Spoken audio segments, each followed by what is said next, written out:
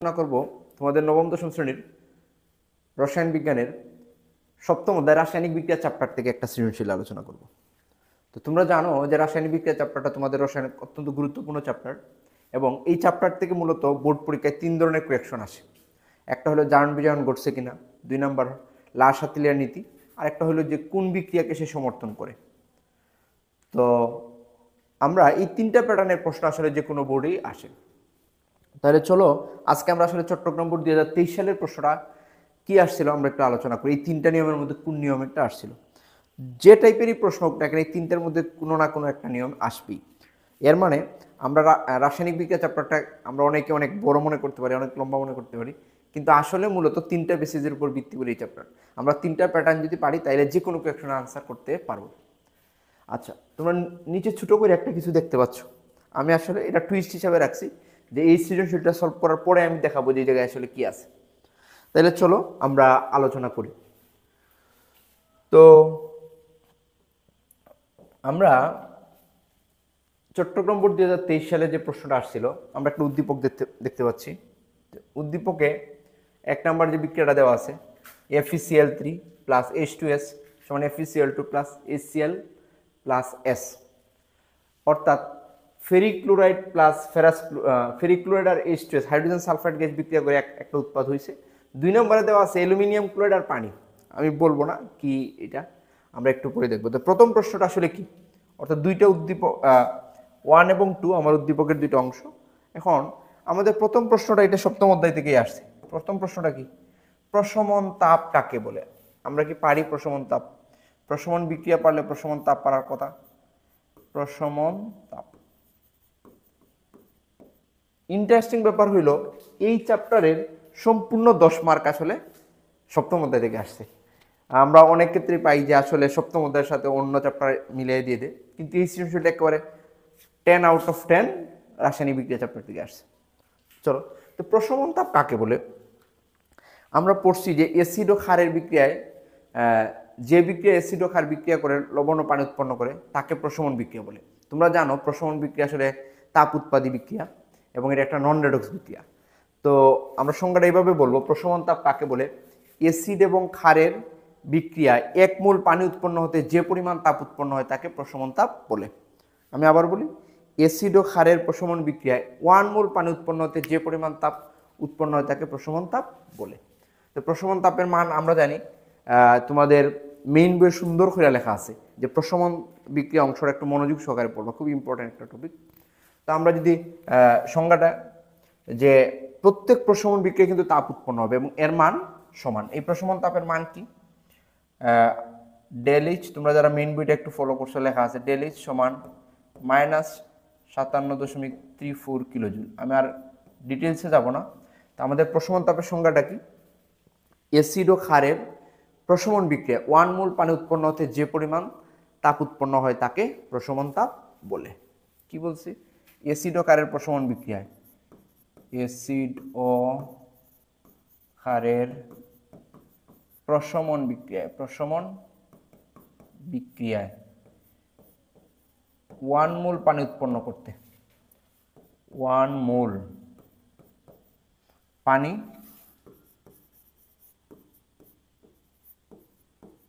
উৎপন্ন করলে যে পরিমাণ তাপ নির্গত হয়, যে তাপ নির্গত হয় বা উৎপন্ন হয়, নির্গত হয়, তাকে প্রশমন তাপ বলে।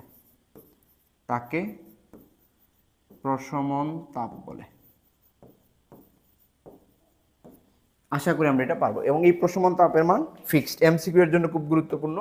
এটা কেন সব বিক্রিয়ার জন্য ফিক্সড আমি আর ওইদিকে যাচ্ছি না। তো এই প্রশমন তাপের মানটা 57.34 কিলোজুল, 57.34 কিলোজুল, আমরা এটা মনে রাখবো। প্রশমন তাপ কাকে বলে পারলাম, অ্যাসিড ও ক্ষারের প্রশমন বিক্রিয়ায় 1 মোল পানি উৎপন্ন করতে যে পরিমাণ তাপ উৎপন্ন হয় তাকে প্রশমন তাপ বলে। ওকে, এখন আসো 2 নম্বর প্রশ্নটা। 2 নম্বর প্রশ্ন আসলে কি? 2 নম্বর প্রশ্নটা ওরা দিছে মৌমাছির কামড়ে ক্ষত স্থানে চুন লাগানো হয় কেন? এটা ছিল আমাদের ক। এখন খ আমরা একটু হেডলাইনটা লিখি। মৌমাছির কামড়ে ক্ষত স্থানে আমরা কি লাগাই? চুন লাগাই কেন? এটা এই অভিজ্ঞতা কি আমাদের আছে? অনেকেরই আছে। আমরা যারা গ্রামের বাড়িতে বসবাস করছি কোনো এক সময় আমরা, তো গ্রামের বাড়িতে বসবাস করলে হঠাৎ করে দেখবা যে কাউকে মৌমাছি কামড় দিচ্ছে বা পিঁপড়া কামড় দিলে এই জায়গায় আসলে কি লাগানো হয়, চুন লাগানো হয় কেন? তো আমরা জানি যে মৌমাছি বা পিঁপড়ার যখন কামড় দেয় তখন তারা এক ধরনের অম্ল জাতীয় পদার্থ আসলে কি করে নিঃসরিত করে। এই অম্ল জাতীয় পদার্থ আমাদের জ্বালাপোড়া করে। ওই অম্ল জাতীয় পদার্থকে প্রশমিত করার জন্য আসলে কি করা হয়, ক্ষার জাতীয় পদার্থ দেওয়া হয়। এখন ক্ষার জাতীয় পদার্থ, এই যে চুন, চুনের সংকেত কি আমরা জানি? চুন আসলে আমরা কি জানি? এই বিক্রিয়াটাকে আমরা পড়ছি সবাই, যে এই জায়গায় টপিকটা আসলে কি, মৌমাছির কামড়ে কত স্থানে চুন লাগানো হয় কেন? তো মৌমাছির কামড়ে, মৌমাছির কামড়ে, এটা একটা বর্ণনামূলক প্রশ্ন, আমি একটু লিখে দিচ্ছি পয়েন্টটা আর কি। মৌমাছির কামড়ে কত স্থানে চুন লাগানো হয় কেন? চুন লাগানো হয় কেন? লাগানো ওর কারণ দিদি, চুন লাগানোর কারণ। আচ্ছা, শুধু মৌমাছি না, পিঁপড়া কামড় দিলেও যদি জ্বালা পোড়া করে এর মধ্যে অনেকে চুন লাগায়। এখন আমরা কি আসলে চুনের সংকেতটা পারি স্যার? চুনের সংকেতটা কি পারি না অনেকে কনফিউশন আছি? এই বিক্রিয়াটাকে আমরা পড়ছিলাম যে ক্যালসিয়াম কার্বনেটকে তাপ দিলে calcium oxide plus carbon dioxide, এইটা ছিল আমাদের চুনা পাথর। কি পাথর? চুনা পাথর। এই প্রশ্ন উত্তরের সাথে এই বিক্রিয়ার কোনো সম্পর্ক নাই, আমি চুনের সংকেতটা দেখানোর জন্য, এইটা হলো আমাদের চুন। ওকে, আর এটা কার্বন ডাইঅক্সাইড তো আমরা জানি। তাইলে আসলে আমরা কি বুঝতেছি যে এই চুনটা ক্ষারধর্মী। এখন প্রশ্ন হলো যে স্যার মৌমাছি বা পিঁপড়া কেমন অম্ল জাতীয় পদার্থ হয় আর চুন ক্ষারধর্মী। এখন আরেকটা প্রশ্ন ধরে, স্যার ক্ষার মানে তো আমরা জানি ওইচ থাকবে, যেমন NaOH এটা একটা ক্ষার, তারপরে ক্যালসিয়াম হাইড্রোক্সাইড এটা একটা ক্ষার, তাই তো? তাইলে চুন ক্ষার হয় কেমনে? KO আমরা চতুর্থ অধ্যায় পড়ছি। ধাতুর অক্সাইড ক্ষারধর্মী, অধাতুর অক্সাইড অম্লধর্মী। তাহলে ক্যালসিয়াম একটা ধাতু আর তার অক্সাইড, ধাতুর অক্সাইড কি ধর্মী? ক্ষারধর্মী। আর অধাতুর অক্সাইড কি? এটা কার্বনের অক্সাইড কিন্তু অম্লধর্মী। আচ্ছা, আমি আর ওইদিকে যাব না। তো ধাতুর অক্সাইড ক্ষারধর্মী, তাই বলবো যে মৌমাছির কামড়ে ক্ষত স্থানে চুন দেওয়ার কারণটা কি? যে মৌমাছির কামড়ে ক্ষত স্থানে অম্ল জাতীয় পদার্থ নিঃসরিত হয়, এই অম্ল জাতীয় পদার্থকে প্রশমিত করার জন্য ক্ষার জাতীয় পদার্থ চুন, চুন হলো ধাতুর অক্সাইড, সুতরাং এটা ক্ষারধর্মী। তখন এই আসলে এই প্রশমন বিক্রিয়ার মাধ্যমে আমাদের কি হয়, ব্যথা প্রশমিত হয়। আশা করি আমরা এই 2 আর 1 3 মার্ক পেয়ে যাবো, তাই না? তাহলে চলো আমরা 3 এবং 4 মার্কের প্রশ্নটা আলোচনা করি। একটা ইন্টারেস্টিং প্রশ্ন আসছে, এটা আমার দৃষ্টিতে খুব সুন্দর একটা কোয়েশ্চন, যে স্যার উদ্দীপকের বিক্রিয়াটি ইলেকট্রন স্থানান্তরের মাধ্যমে ব্যাখ্যা দাও। উদ্দীপকের বিক্রিয়াটিকে আমরা কি করব, ইলেকট্রন স্থানান্তরের মাধ্যমে ব্যাখ্যা দিব। উদ্দীপকের ইলেকট্রন স্থানান্তর, স্যার আমরা জানি ইলেকট্রনের আদান প্রদানের যে বিক্রিয়া কয় ধরনের? 2 ধরনের, একটা রেডক্স আর একটা কি নন রেডক্স। তো আমাকে ওইটাই আসলে নির্দেশ করতেছে যে 1 নং বিক্রিয়াটি, 1 নং বিক্রিয়াটি। আচ্ছা, আমরা 1 নং বিক্রিয়াটি একটু লিখে ফেলি, আমাদের বোর্ডে আমরা একটু লিখে ফেলবো 1 নং বিক্রিয়াটি আমাদের plus H2S plus FeCl2 plus HCl plus S sulphur. এখন আমরা এই FeCl3 এবং FeCl2 এই দুইটা যৌগের নাম জানি কিনা? FeCl3 আর FeCl2 তোমাদের মধ্যে অনেকে এটা জানো। আসলে আমরা কি বলছিলাম যে দুইটাই তো আয়রনের ক্লোরাইড, ক্লোরিনের যার মান -1 × 3, এই অংশ যদি আমরা জানি ক্লোরিনের যার মান -1 × 3, এই অংশ যদি -3 হয় এই অংশ হবে কি +3। এই জায়গায় ক্লোরিনের যার মান -1 × 2, এই অংশ যদি -2 হয় এই অংশ +2। আমরা বলছিলাম যে একটি পরমাণুর যদি একাধিক যোজনী থাকে, যার যোজনীর কি হবে সর্বোচ্চ হবে, তার নামের শেষে ইক যুক্ত হবে। এই জায়গায় আয়রনের যোজনী বেশি, সুতরাং এটা হবে ফেরিক ক্লোরাইড। নামটা হবে কি ফেরিক ক্লোরাইড। ফেরিক ক্লোরাইড, যে আয়রনের যোজনী দুইটা, একটা হলো 2 আর একটা 3।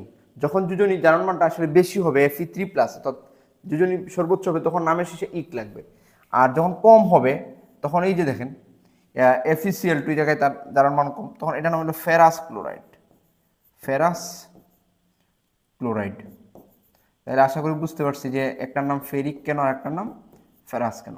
অর্থাৎ আমি আবার কথাটা ক্লিয়ার করি, যে একটা পরমাণুর যদি একাধিক যোজনী থাকে, যে যৌগের মধ্যে তার যোজনী সর্বোচ্চ হবে তার নামের শেষে ইক লাগবে, এজন্য ফেরিক, আর কম হলে হবে আস। এই জন্য এই দুইটার একটা ফেরিক ক্লোরাইড আর একটা কি ফেরাস ক্লোরাইড। আশা করি আমরা বুঝতে পারছি। এখন আসেন আমরা গুরুত্বপূর্ণ কাজে চলে যাই। 3 নম্বর বিক্রিয়াটা বলছে ইলেকট্রন স্থানান্তরের মাধ্যমে ব্যাখ্যা দাও। অর্থাৎ ইলেকট্রন স্থানান্তরের মধ্যে ব্যাখ্যা দেওয়া মানে জারণ বিজারণ কিনা সেটা আমরা আসলে বুঝাইতে হবে। তো আমরা জানি ইলেকট্রনের আদান প্রদানের যে বিক্রিয়া দুই ধরনের, একটা রেডক্স আর একটা কি নন রেডক্স। এখন প্রশ্ন রয়েছে স্যার জারণ বিজারণ বিক্রিয়া আমি পড়ি নাই, পারি নাই, পারবো কি, অনেক কঠিন। এখন এই জারণ বিজারণ বিক্রিয়া তো বলছি খুব ইম্পর্টেন্ট এই চ্যাপ্টারে। তো জারণ বিজারণ বিক্রিয়া পারার জন্য আমাদেরকে কি কি করতে হবে? আমাদেরকে কয়েকটা মূলের জারণ মান জানতে হবে। পর্যায় সারণীর সব মূলের জারণ মানকে আমাদের জানার কথা? অবশ্যই না, প্রয়োজনই নেই। আমরা পর্যায় সারণী 1 নম্বর গ্রুপের সবার জারণ মান জানি +1, 2 নম্বর গ্রুপের সবার জারণ মান +2, 17 নম্বর গ্রুপের সবার জারণ মান -1, অ্যালুমিনিয়ামের জারণ মান +3 আর অক্সিজেনের জারণ মান -2। আমি আবার একটু বলি, আমরা যদি পর্যায় সারণী 1 নম্বর গ্রুপের কথা চিন্তা করি যে হাইড্রোজেন, লিথিয়াম, সোডিয়াম, পটাশিয়াম, এদের সবারটা আমাদেরকে জানতে হবে। আচ্ছা, পরে পর্যায় সারণী গ্রুপ 2 তাদেরটা আমাকে জানতে হবে। তারপরে যে এই পাশে অ্যালুমিনিয়ামেরটা জানতে হবে। তাইলে আমরা আসলে কি জানি এদের জারণ মান? 1 নম্বর গ্রুপের সবার জারণ মান +1, 2 নম্বর গ্রুপের সবার জারণ মান +2, অ্যালুমিনিয়ামের জারণ মান স্পেশালি +3। এইদিকে অক্সিজেনের 17 নম্বর গ্রুপ আমি যদি বলি ফ্লোরিন, ক্লোরিন, ব্রোমিনের যে আছে, এই 17 নম্বর গ্রুপের মূল্যগুলোর জারণ মান হলো -1। আমি সবগুলা লিখতেছি না, আমরা জানি। আর অক্সিজেনের জারণ মান হলো -2। এই যে কয়েকটা কথা, বেশি কথা না। আর তাদের সাথে যৌগমূলক 11টা, ওই যে অ্যামোনিয়াম, ফসফোনিয়াম, সালফেট, সালফাইড, এই যে ধরেন সালফেট, সালফাইড, এটা আমাদের ইউটিউবে বেসিক 1 ক্লাস। অর্থাৎ কেউ যদি একেবারেই জারণ বিজারণ না পারি তাহলে বেসিক 1 ক্লাসটা একটু দেখে নিতে হবে, একেবারে সব সমস্যার সমাধান। ওকে, তাইলে আমরা এই কয়টা মূলের জারণ মান পারলেই আসলে আর কোনো সমস্যা নাই। পর্যায় সারণীতে যত মৌল আছে, যত যৌগ তোমাকে দেওয়া হোক না কেন, তুমি আসলে এই জারণ মান যে কোনো মূলের জারণ মান বের করতে পারবে। জাস্ট এই কয়েকটা কথা মনে রাখা লাগবে। তাহলে চলো আমরা আসলে জারণ বিজারণ ঘটছে কিনা বা ইলেকট্রন আদান প্রদানের মাধ্যমে আমি এর ব্যাখ্যাটা দিতে চাই। ওকে, এখন জারণ বিজারণ ঘটছে কিনা এটার জন্য আমাদেরকে আসলে মূলত দুইটা কথা মনে রাখতে হবে, দুইটা নোট আছে। নোটটা আসলে কি আমরা একটু দেখি। নোটটা হলো 1, জারণ মান বাড়লে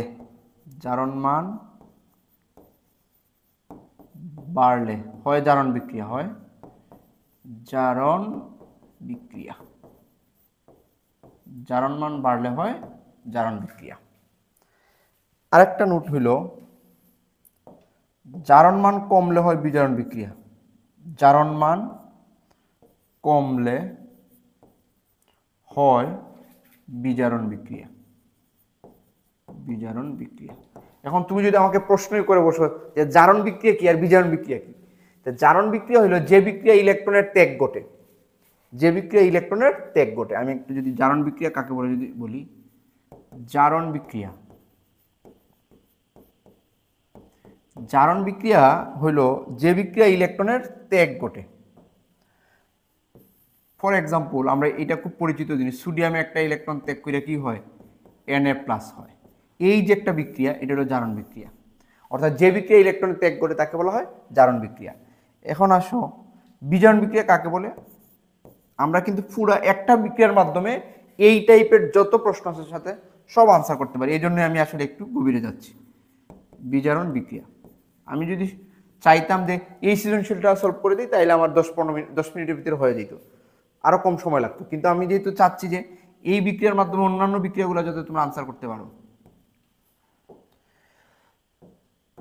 ওকে, তো বিজারণ বিক্রিয়া কি, যে ক্লোরিনে একটা ইলেকট্রন গ্রহণ করলো, করে কি হলো Cl-। এই যে বিক্রিয়া ইলেকট্রনের ত্যাগ করে তাকে জারণ বলে, আর যে বিক্রিয়া ইলেকট্রন গ্রহণ করে তাকে বিজারণ বলে।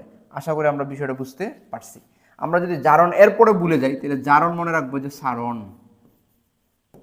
সারণ মানে কি, ছাড়া। কি ছাড়া, ইলেকট্রন ছাড়া।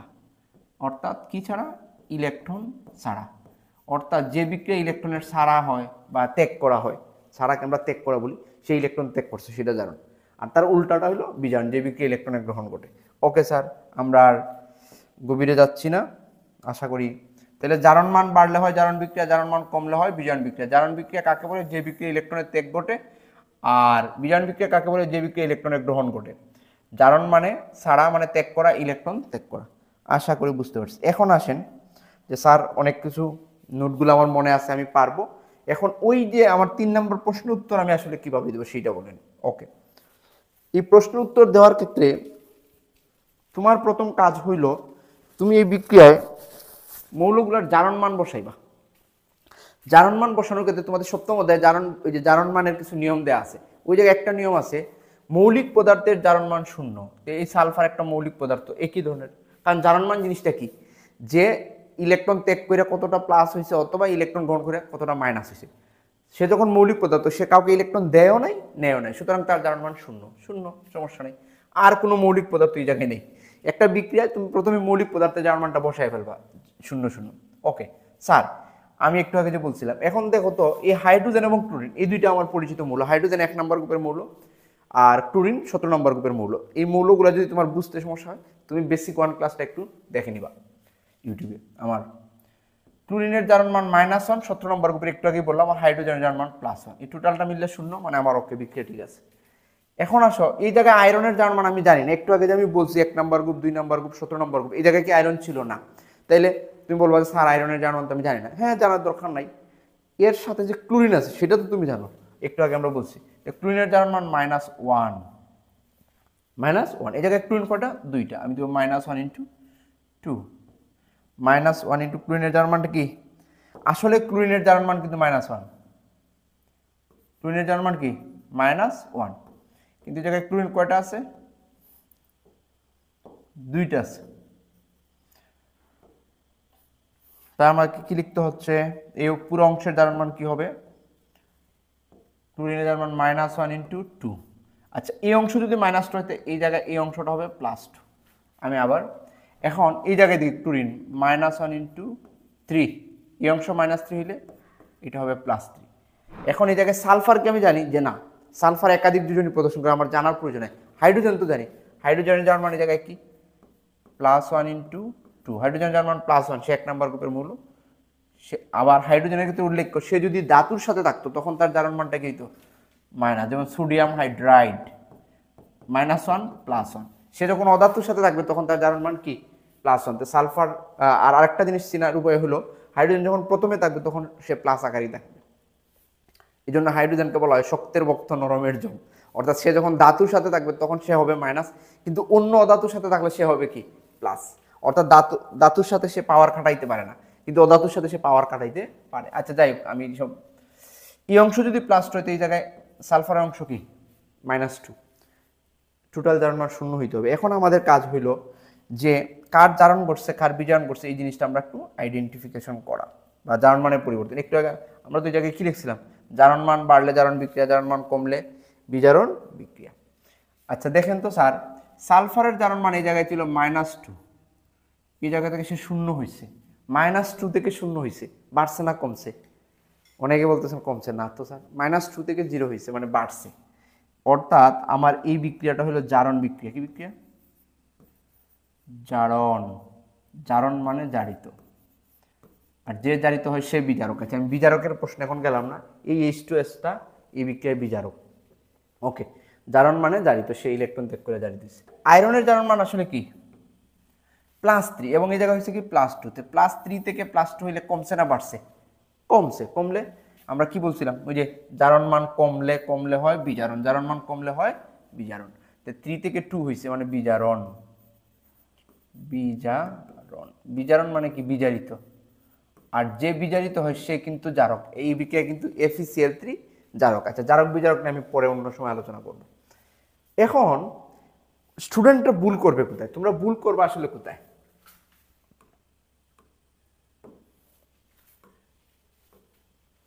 ভুল করার জায়গাটা, অনেকে ভুলটা আসলে কোথায় করবে? এই যে এই জায়গায় ক্লোরিনের জারণ মান -1 × 3, সে মনে করবে যে ক্লোরিনের জারণ মান আসলে -3। আচ্ছা, ক্লোরিনের জারণ মান -3 এর অর্থ কি? ক্লোরিন 3টা ইলেকট্রন গ্রহণ করছে, এটা কি আসলে সম্ভব? ক্লোরিনের বহিঃস্তর আছে 7টা, সে সর্বোচ্চ একটা ইলেকট্রন গ্রহণ করতে পারবে। মানে ক্লোরিনের জারণ মান -3 লেখা মানে গুরুতর অন্যায়। গুরুতর অন্যায়, এই ধরনের ভুল করা যাবে না।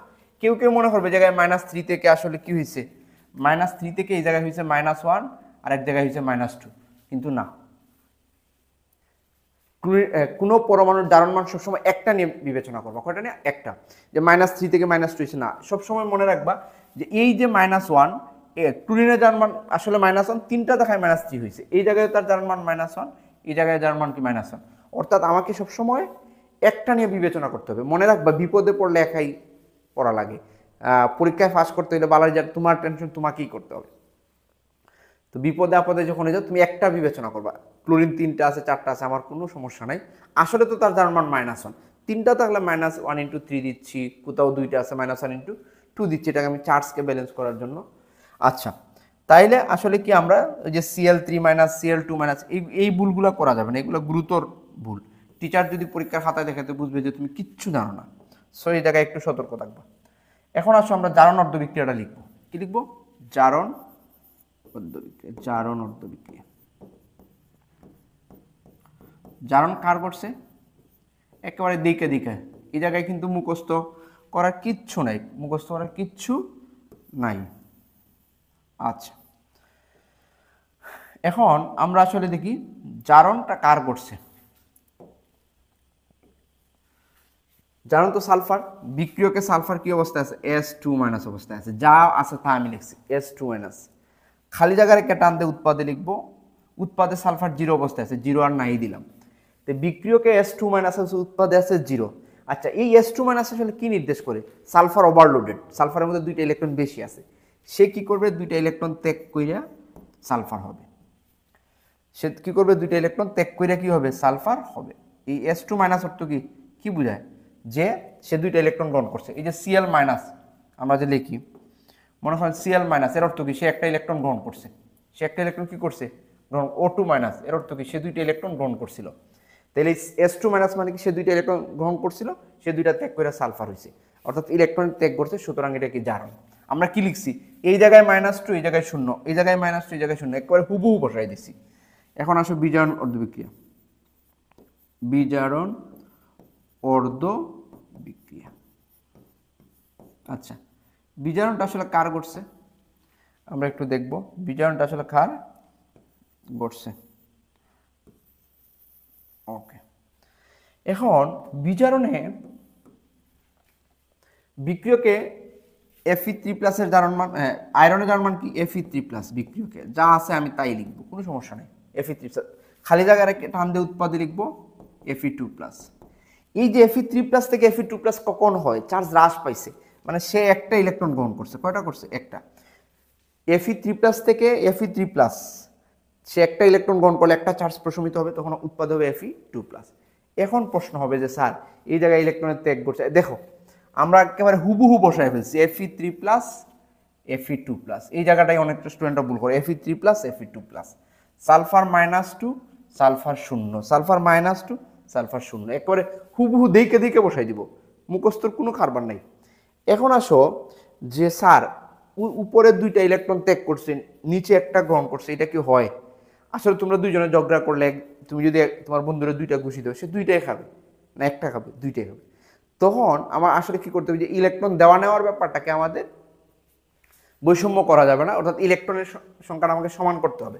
তো এই জায়গায় যেহেতু 2টা ত্যাগ করছে, এই জায়গায় গ্রহণ করবে কয়টা? 2টা, তখন আমি এই জায়গায় 2 দিব। এখন আসলে এই জায়গায় 2 দেওয়া যাবে না, সম্পূর্ণ সমীকরণকে আমরা আসলে 2 দ্বারা গুণ করব।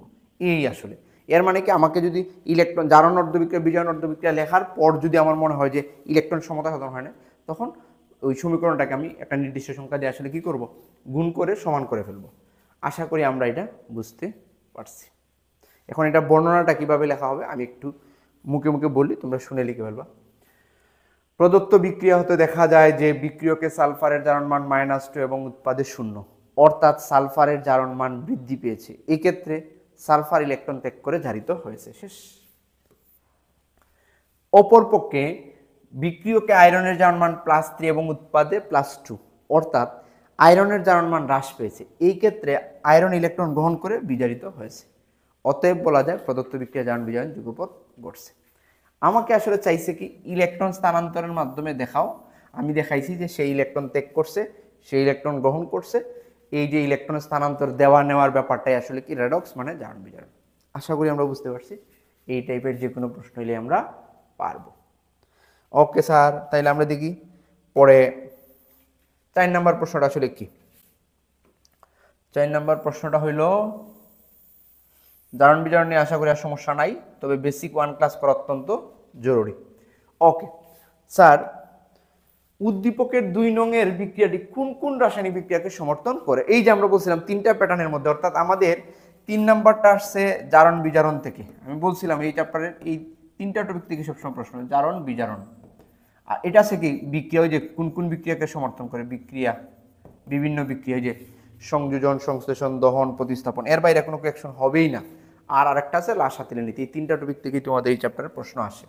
তাহলে চলো আমরা উদ্দীপকের 2 নং বিক্রিয়াটি কোন কোন বিক্রিয়াকে সমর্থন করে, তাহলে আমরা 2 নং বিক্রিয়াটা লিখি। আসলে উদ্দীপকের 2 নং বিক্রিয়াটা কি আগে লিখি আমরা। 2 নম্বর বিক্রিয়াটা আসলে সরাসরি ওরা বিক্রিয়া লেখে নাই, AlCl3 প্লাস H2O। আচ্ছা, আমরা বিক্রিয়াটা একটু লিখি, প্লেগ দিয়ে লিখে ফেলি। আচ্ছা, AlCl3 প্লাস H2O।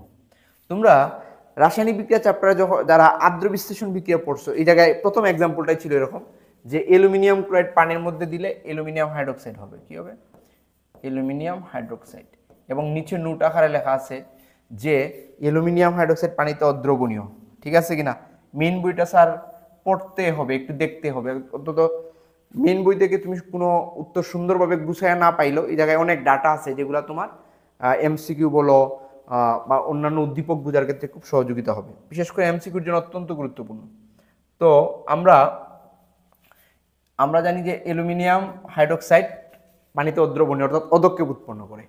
এখন পরের বিক্রিয়াটা কি হবে? পরেরটা হবে অ্যালুমিনিয়াম হাইড্রোক্সাইড, তারপরে হবে HCl। তুমি বলবা যে স্যার আমি এটা বুঝলাম কিভাবে, যে অ্যালুমিনিয়াম ক্লোরাইডের সাথে পানির বিক্রিয়া দিলে আসলে এই যে প্রোডাক্ট হয়। এটা তোমরা যারা আদ্র বিশ্লেষণ বিক্রিয়া পড়ছো এটা দেখলেই তোমার মাথায় চলে আসবে। আচ্ছা, তো অ্যালুমিনিয়াম ক্লোরাইড প্লাস পানি, হ্যাঁ এই জন্যই তোমার প্রয়োজন হবে যে যে বিক্রিয়াগুলো তুমি শিখবা তার থেকে বেশি ইম্পর্টেন্ট তার উদাহরণগুলো তোমাকে শিখতে হবে। এখন এই বিক্রিয়াটা আসলে কেমনে করছে জানো? ওই যে অ্যালুমিনিয়াম ক্লোরাইডের 2টা অংশ আছে, Al3 প্লাস Cl মাইনাস অংশ, মনে করো 3টা প্লাস, আর পানি হয় বা এই পানি বিয়োজিত H প্লাস আর কি হয় OH মাইনাস। এই বিক্রিয়াগুলো হয় কিভাবে? যে যে যৌগটা আমি যোগ করব, এই যৌগের ধনাত্মক অংশ এবং পানির ঋণাত্মক অংশ, এবং এই যৌগের ঋণাত্মক অংশ এবং পানির ধনাত্মক অংশ, তাহলে দেখো অ্যালুমিনিয়াম প্লাস OH মাইনাস মিলেছে অ্যালুমিনিয়াম হাইড্রোক্সাইড, আর আয়নিক যৌগের ঋণাত্মক অংশ এবং পানির ধনাত্মক অংশ মিলে হয়েছে HCl। তা আদ্র বিশ্লেষণ বিক্রিয়ার সংজ্ঞাটা কি ছিল? যে বিক্রিয়ায় কোনো যৌগের ধনাত্মক ও ঋণাত্মক প্রান্ত পানির বিপরীত আদান বিশিষ্ট 2 অংশের সাথে যুক্ত হয়ে উৎপাদ উৎপন্ন করে। ধনাত্মক ও ঋণাত্মক প্রান্ত পানির বিপরীত আদান, দেখো এই যৌগের প্লাস পানির মাইনাস আর যৌগের মাইনাস পানির প্লাস, অর্থাৎ যে বিক্রিয়ায় কোনো যৌগের ধনাত্মক ও ঋণাত্মক প্রান্ত পানির বিপরীত আদান বিশিষ্ট 2 অংশের সাথে যুক্ত হয়ে উৎপাদ উৎপন্ন করে তাকে আদ্র বিশ্লেষণ বিক্রিয়া বলে। এখন আমরা উপরের বিক্রিয়াটা একটু সমতা সাধন করে ফেলি, এটা খুব কঠিন ব্যাপার না। এই জায়গায় দেখো ক্লোরিন কয়টা, এই জায়গায় ক্লোরিন কয়টা? 3টা। এই জায়গায় কয়টা? 1টা, তাই আমি এই জায়গায় 3 দিলাম। এখন দেখো এই জায়গায় হাইড্রোজেন হয়ে গেছে 3টা আর 3টা 6টা, এই জায়গায় হাইড্রোজেন আছে কয়টা? 2টাতে, 3 দুগুণে 6, এই হয়ে গেছে আমাদের সমতা সাধন। ওকে, এই যে নোটটা স্যার, এখন অ্যালুমিনিয়াম হাইড্রোক্সাইড যে অদক্ষেপ উৎপন্ন করে, এটা তুমি মেইন বইটা পড়লে অবশ্যই তুমি জানবা। এই রাসায়নিক, আমি একটা জিনিস তোমাকে ডাটা দিয়ে রাখি, খুব গুরুত্বপূর্ণ ডাটা। এই রাসায়নিক বিক্রিয়া চ্যাপ্টারে যারা খুব গভীরভাবে মনোযোগ সহকারে পড়াশোনা করে, দেখবা 4টা অদক্ষেপের কথা বলা হয়েছে। একটা হলো বেরিয়াম সালফেট, সে সাদা অদক্ষেপ বানায়। তারপরে অ্যালুমিনিয়াম হাইড্রোক্সাইড, সেও সাদা অদক্ষেপ বানাবে, মানে অদ্রবণীয়, পানিতে অদ্রবণীয়, এগুলো অদক্ষেপ বানাবে। আর একটা আছে FeOH, একটা বক্স আছে দেখবা, এই বক্সের মধ্যে এই বিক্রিয়াটা দেওয়া আছে, মানে আয়রন হাইড্রোক্সাইড, এটা সবুজ অদক্ষেপ বানাবে। এটা কি বানাবে? সবুজ অদক্ষেপ বানাবে। আর একটা দেওয়া আছে সিলভার ক্লোরাইড, সেটা সাদা অদক্ষেপ। এমসিকিউ এর জন্য খুব গুরুত্বপূর্ণ, এই চ্যাপ্টার থেকে এমসিকিউ এর জন্য খুব গুরুত্বপূর্ণ। অর্থাৎ এই 4টা যদি তুমি জানো, তাহলে যে কোনো এমসিকিউতে আসলে তুমি বুঝতে পারবা যে এইগুলা পানিতে অদ্রবণীয় বা অদক্ষেপ উৎপন্ন করে। এই সপ্তম অধ্যায় 4টার ব্যাপারে আসলে বলা হয়েছে। তাইলে আমরা এই বিক্রিয়াটা যে আদ্র বিশ্লেষণ বিক্রিয়াকে সমর্থন করে সেটা আমরা বুঝতে পারছি, যে বলবো যে উদ্দীপকের বিক্রিয়া অ্যালুমিনিয়াম ক্লোরাইড পানির সাথে বিক্রিয়া করে ধনাত্মক ঋণাত্মক অংশের সাথে যুক্ত হয়, সুতরাং এটা একটা আদ্র বিশ্লেষণ বিক্রিয়া। আবার যেহেতু এই অ্যালুমিনিয়াম হাইড্রোক্সাইড আবার অদক্ষেপ উৎপন্ন করছে, সুতরাং এটা অদক্ষেপণ বিক্রিয়া। অদক্ষেপণের বিক্রিয়ার সংখ্যা কি? নির্দিষ্ট দ্রবকে দ্রবণীয় দুটি পদার্থ পরস্পরের সাথে বিক্রিয়া করে যদি একটি অদ্রবণীয় কঠিন পদার্থ সৃষ্টি করে, এই যে জায়গায় ব্র্যাকেট। এখন এটা কিন্তু আমার এই জায়গায় উল্লেখ করা নাই, এটা কিন্তু আমাকে জানতে হবে যে অ্যালুমিনিয়াম হাইড্রোক্সাইড যে অদক্ষেপ পড়ে, এটা সাদা অদক্ষেপ। মেইন বইয়ের পড়ার কোনো বিকল্প নাই, মেইন বইয়ে যে এক্সাম্পলগুলো থাকবে এই এক্সাম্পলগুলো থেকেই তোমার প্রশ্ন হবে, এমসিকিউ বলো তারপর সৃজনশীল বলো। সুতরাং এটা একটা অদক্ষেপণ বিক্রিয়া। তুমি পয়েন্ট আকার যে উদ্দীপকের 1 নং বিক্রিয়া অ্যালুমিনিয়াম ক্লোরাইড পানির সাথে বিক্রিয়া করে অ্যালুমিনিয়াম হাইড্রোক্সাইড এবং এইচসিএল উৎপন্ন করছে, যেহেতু এই যুগের ধনাত্মক ঋণাত্মক প্রান্ত পানি বিপরীত আধান বিষয় দুই অংশের সাথে যুক্ত উৎপাদ উৎপন্ন করছে, সুতরাং এটা কি আদ্র বিশ্লেষণ বিক্রিয়া। পরে হেডলাইন দিলা যেটা যেহেতু অদক্ষেপণ বিক্রিয়া, যে বিক্রিয়ায় একাধিক বিক্রিয়ক বিক্রিয়া করে একটি অদ্রবণীয় কঠিন পদার্থ সৃষ্টি করে তাকে অদক্ষেপণ বিক্রিয়া বলে। এই ক্ষেত্রে অ্যালুমিনিয়াম ক্লোরাইড এবং পানি বিক্রিয়া করে অ্যালুমিনিয়াম হাইড্রোক্সাইড উৎপন্ন করে, যা পানিতে অদ্রবণীয়। তাই এই বিক্রিয়াটাকে কি বলা হয় যায়, অদক্ষেপণ বিক্রিয়া এবং আদ্র বিশ্লেষণ বিক্রিয়া। আদ্র বিশ্লেষণ বিক্রিয়া আরেক নাম হলো পানি বিশ্লেষণ বিক্রিয়া। আশা করি বুঝতে পারছি। এখন আসো আমরা যে টুইস্টটা দেখানোর জন্য বলছিলাম, এটা চট্টগ্রাম বোর্ড 2023। তোমাদের কাছে মনে হইতে পারে যে আসলে চট্টগ্রাম বোর্ড কি প্রশ্ন ফাঁস করে, সেটা আমারও প্রশ্ন। যে 2023 সালে জারণ বিজারণের এই বিক্রিয়াটা আসছে, তাই তো 2023 সালে জারণ বিজারণের এই বিক্রিয়াটা আসছে, কিন্তু আমাদের টুইস্টটা হইল, কিন্তু আমরা যে টুইস্টটা আসছে সেই টুইস্টটা কি একটু দেখি।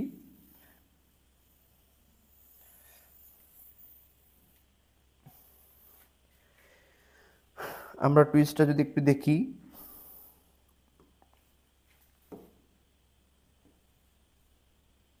হ্যাঁ মাঝে নিয়েই দেখি, সমস্যা নেই। এই যে দেখো টুইস্ট, এই টুইস্ট হইল চট্টগ্রাম বোর্ড কি আসলে প্রশ্ন ফাঁস করে, এই অভিযোগ কি দেওয়া যায়? তোমরাই বিবেচনা করবো, আমি কিছু বলতেছি না, তোমরাই বলবা। আচ্ছা, তাইলে দেখো এই চট্টগ্রাম বোর্ড 23-এ, এটা সৃজনশীল চট্টগ্রাম বোর্ড 23-এ আমরা অনেকে কি করি, 23-এ যা আসছে 22-এ যা আসছে তার 23-এর জন্য ইম্পর্টেন্ট মনে করি না, 23-এ যা আসছে 24-এর জন্য ইম্পর্টেন্ট মনে করি না, তাদের জন্য এটা গুরুত্বপূর্ণ কথা। দেখো চট্টগ্রাম বোর্ড 22-এও কিন্তু সেম বিক্রিয়াটাই আসছে, FeCl3H2S। কোনো পার্থক্য আছে? কোনো পার্থক্য আছে? সো এটা করা যাবে না যে আমি 26-এ বা 26-এ পরীক্ষা দিব 25-এর প্রশ্ন পড়বো না, সেটা যেন হয় না। দেখো একেবারে সেম টু সেম বিক্রিয়া। এখন প্রশ্নটাও কি 3 নাম্বার, দেখো উদ্দীপকের 1 নং বিক্রিয়া সালফার জারিত হয়েছে, ব্যাখ্যা করো। হ্যাঁ, সালফার তো একটু আগে দেখলাম জারিত হয়েছে, জারিত হয়েছে মিন্স এই জায়গায় জারণ বিজারণ করছে, একেবারে সেম টু সেম বর্ণনা। বুঝতে পারছি। এখন চট্টগ্রাম বোর্ড কি প্রশ্ন ফাঁস করছে কিনা সেটা তোমাদের বিবেচনার বিষয়। তোমরা 26 সালের পরীক্ষার্থী, তোমরা কি 25 পড়বা কিনা সেটাও তোমাদের বিবেচনার বিষয়। এরকম অনেক মিরাক্কেল আসলে ঘটে। সো কোনো কিছু বাদ দেওয়া যাবে না এবং হেডিক নেওয়া যাবে না। আশা করি আমরা আজকে এই জারণ বিজারণ টাইপ এবং কোন বিক্রিয়াকে সমর্থন করে এই প্রশ্নগুলোর উত্তর আমরা পারবো। এই যে দেখো আমি বলছিলাম যে এই সংশ্লেষণ বিক্রিয়া কাকে বলে, সংজ্ঞা, তারপরে সমানুকরণ বিক্রিয়া যে সংজ্ঞা থেকে আসছে, আর উদ্দীপকের 2 নং বিক্রিয়া ক্লোরিনের উৎপাদন বাড়াতে কি কি ব্যবস্থা নেয়, লা শাতিলের নীতি। অর্থাৎ এই 3টা টপিক নিয়ে এই চ্যাপ্টারের সব প্রশ্ন। ধন্যবাদ সবাইকে, দেখা হচ্ছে পরবর্তী ক্লাসে কোনো গুরুত্ব